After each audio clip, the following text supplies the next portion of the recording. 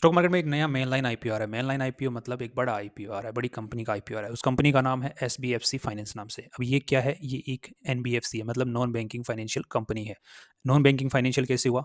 एक होती है बैंकिंग, एक होती है नॉन बैंकिंग। नॉन बैंकिंग मतलब वो आपसे लोगों से पैसा नहीं ले सकती हैं एज ए डिपॉजिट, जैसे कि हम लोग एफडी या खाता नहीं खुलवा सकते इन बैंकों के अंदर में। सो ये क्या कर सकती हैं बैंकिंग? ये दूसरी बैंक या दूसरे फाइनेंशियल इंस्टीट्यूशन से पैसा उठाती है इंटरेस्ट रेट्स के ऊपर, और आगे लोगों को या फिर कंपनीज को पैसा लोन के ऊपर देती है और बीच में इंटरेस्ट कमाती है। अब ये इनका मेन जो होता है, ये मेन तरीका होता है पैसा कमाने का। अब ये जो एसबीएफसी फाइनेंस है, ये अपनी वेबसाइट के अकॉर्डिंग इन्होंने बोला कि हम लोग सिक्योर्ड एमएसएमई को एमएसएमई लोगों को लोन देते हैं, और लोन अगेंस्ट गोल्ड, मतलब गोल्ड की बेसिस के ऊपर लोन देते हैं। एमएसएमई में इन्होंने ये भी बोला हुआ है कि हम जो सैलरीड पर्सन्स होते हैं, जो सेल्फ एम्प्लॉयड पर्सन्स होते हैं, उनको भी लोन देते हैं। ये बोल रहे हैं कि हमारा जो 12.5% से ऑन एन एवरेज लोन की जो इंटरेस्ट रेट्स होती हैं, वो स्टार्ट होती हैं एमएसएमई के लिए। लोन के लिए भी वेरी करती है। अब यहाँ पर ये जो कंपनी है एनबीएफसी, जो एक कंपनी है, ये अच्छा खासा अपना रेवेन्यू ग्रोथ दिखा रही है। अब ये आईपीओ में किस तरीके से लेके आ रही है, उसका अगर उसकी बात करते हैं, तो 3 अगस्त से 7 अगस्त के बीच में इनका आईपीओ खुलने वाला है, जिसके अंदर हम लोग अप्लाई कर सकते हैं। और ये आईपीओ जो है स्टॉक मार्केट में लिस्ट हो जाएगा 16 अगस्त को। अब ये जो अपना प्राइस रखा है इन्होंने, वो 54 से 57, सो ऑफ कोर्स 57 के ऊपर में अपनी आईपीओ की फाइल्स लगने वाली हैं। एक का लॉट, मतलब एक आईपीओ फाइल का लॉट साइज रखा है 260, सो एक आईपीओ की फाइल लगाने के लिए हमें 14,820 रुपए की जरूरत पड़ने वाली है। अब इस आईपीओ के थ्रू जो कंपनी जो है पूरे 1025 करोड़ रुपए उठाना चाह रही है, जिसका 600 करोड़ रुपए जो है वो तो कंपनी के पास में जाने वाले हैं। मतलब कंपनी नए शेयर्स जारी करके कंपनी अपने पास में पैसे लेने वाली है। बाकी 425 करोड़ के जो ये शेयर्स हैं, ये ऑलरेडी जो इन्वेस्टर्स हैं इस कंपनी के अंदर में, इस एनबीएफसी के अंदर में, वो अपने शेयर्स यहाँ पर बेचने वाले हैं इस आईपीओ के थ्रू। मतलब जो पहले इन्वेस्ट कर चुके हैं, मतलब ये अनलिस्टेड मार्केट्स के थ्रू में पैसे कंपनी के अंदर में, वो अपने शेयर्स यहाँ पर बेचेंगे। तो कितने? 425 करोड़ के। अब इसके अंदर हमें अप्लाई करना चाहिए कि नहीं करना चाहिए, उसकी अगर हम बातें करते हैं। सो आईपीओ से पहले जो शेयर होल्डर्स थे, जिन मतलब जो प्रमोटर्स हैं, उनकी होल्डिंग 78% के आसपास में थी, और आईपीओ के बाद में 64% रहेगी, जो कि सफिशिएंट है इतनी बड़ी कंपनी के लिए। अच्छा खासा होल्डिंग उनके पास, प्रमोटर्स के पास में रहेगा। So that is good. अब यहाँ पे कंपनी की अगर ग्रोथ की बात करते हैं, जो कि कंपनी की डिटेल्स जिस हिसाब से कंपनी ने डीआरएसपी में अपनी डिटेल्स दी हैं, तो वहाँ से कंपनी के जो एसेट्स हैं वो अच्छे खासे लेवल से ग्रो कर रहे हैं और सालों साल ग्रो कर रहे हैं।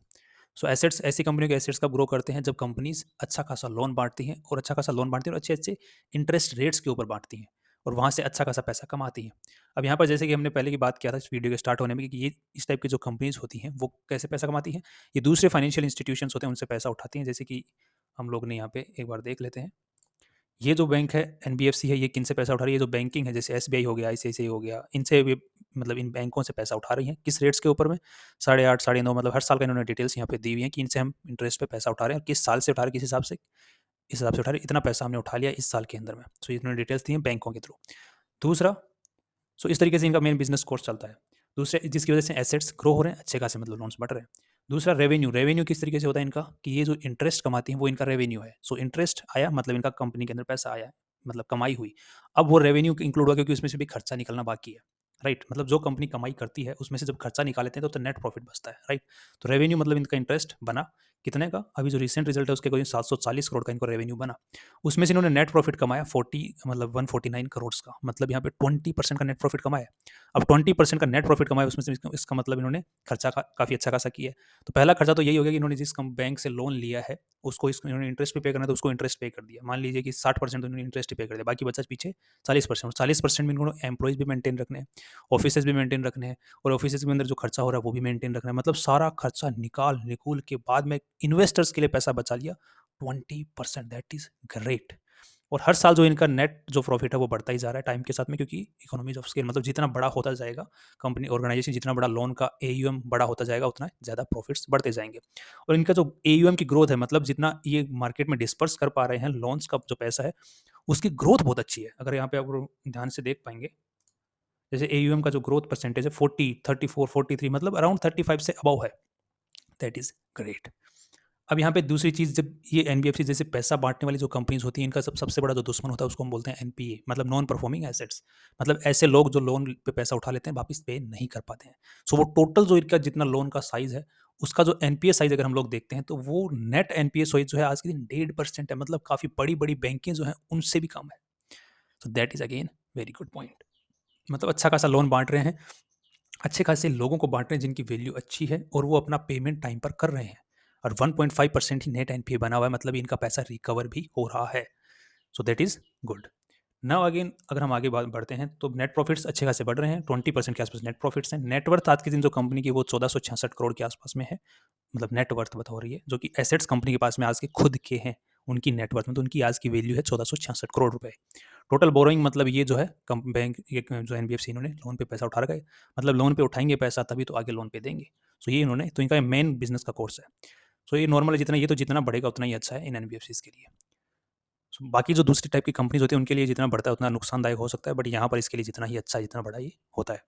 अब यहाँ पर ये आईपीओ क्यों लेके आए, तो ये बोल रहे हैं कि हमें अपना कैपिटल बेस बढ़ाना है, कंपनी का कैपिटल बेस बढ़ाना मतलब हमें लोन पे बहुत ज़्यादा पैसे देने पड़ते हैं, तो हमें थोड़ा सा अपने साइज़ बढ़ाना है, ऑफिस भी खरीदने हैं और भी खर्चे करने हैं, ताकि हम अपने आप को एक्सपेंड कर पाएँ, उसी के लिए हम लोग ये आईपीओ लेके आए।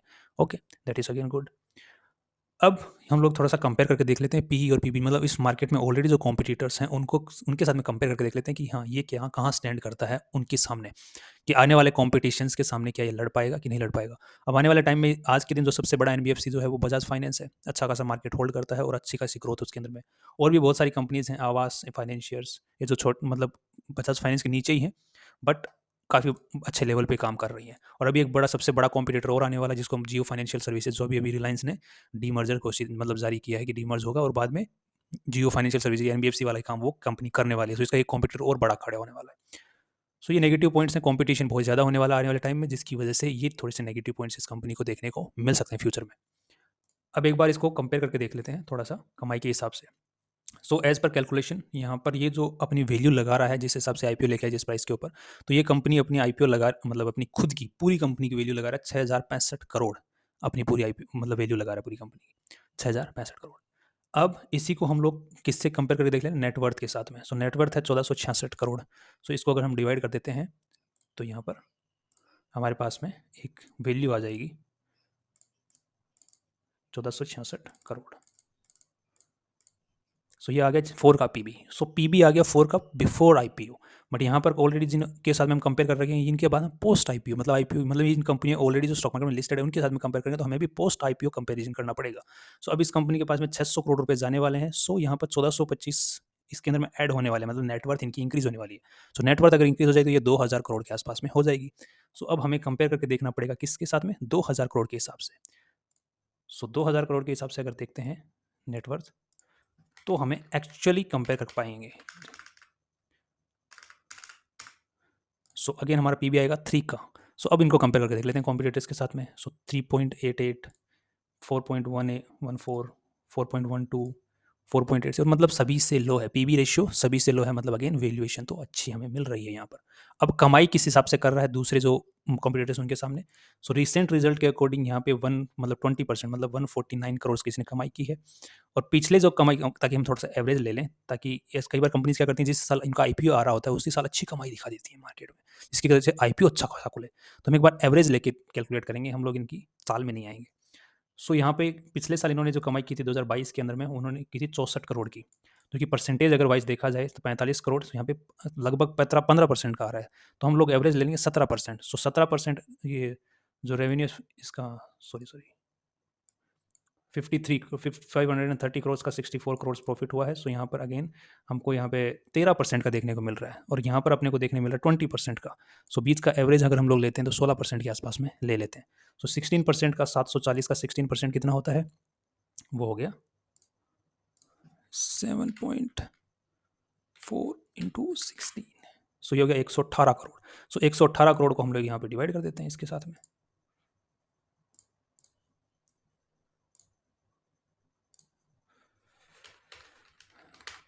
118 करोड़। सो ये हो गया 51 का। सो अगर हम एवरेज ले रहे हैं तो 51 का आ रहा है, और अगर हम रिसेंट रिजल्ट का अगर देखते हैं, रिसेंट रिजल्ट के हिसाब से, तो ये वहां पर हमें अच्छा खासा इंक्रीज देखने को मिल रहा है रिसेंट रिजल्ट के अकॉर्डिंग अगर देखते हैं। सो अगर एवरेज के हिसाब से अगर एक बार थोड़ा कंपेयर करके देख लेते हैं तो हमारा 2030 का, मतलब पी में हर जगह हार रही है ये कंपनी, राइट। बट अगर रिसेंट रिजल्ट को हम लोग मायने लेते हैं तो जो कि कितना है, recent result 149 crore. So again इसको 149 करोड़ से एक बार कंपेयर कर लेते हैं।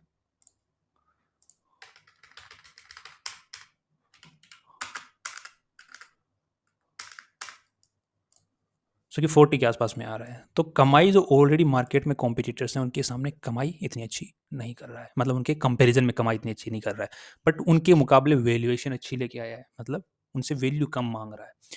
सो फाइनली हमारी एडवाइस रहेगी कि वैल्यूएशंस तो ऑन एन एवरेज वहीं पर हैं, और इनकी जो ग्रोथ रेट है वो बहुत अच्छी है कॉम्पिटिटर्स के मुकाबले भी। सो ऑन एन एवरेज हम लोग ये वैल्यूएशंस नॉर्मल मान सकते हैं जहाँ पर ये आईपीओ लेके आए हैं।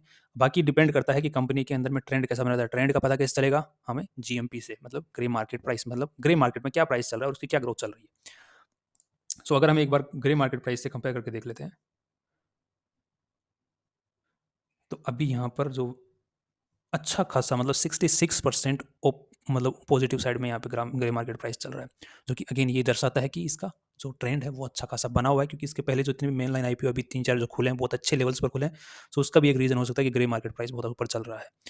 सो हम लोग इसके अंदर दबा के इन्वेस्टमेंट कर सकते हैं, और मतलब लिस्टिंग गेन्स के लिए अच्छा खासा इन्वेस्टमेंट कर सकते हैं, बट लिस्टिंग गेन के बाद में इसके अंदर बने रहना थोड़ा सा रिस्की हो सकता है, क्योंकि जो कॉम्पिटिटर्स की वैल्यूज हैं वो ज़्यादा अच्छे वैल्यूएशंस पर अवेलेबल होंगी।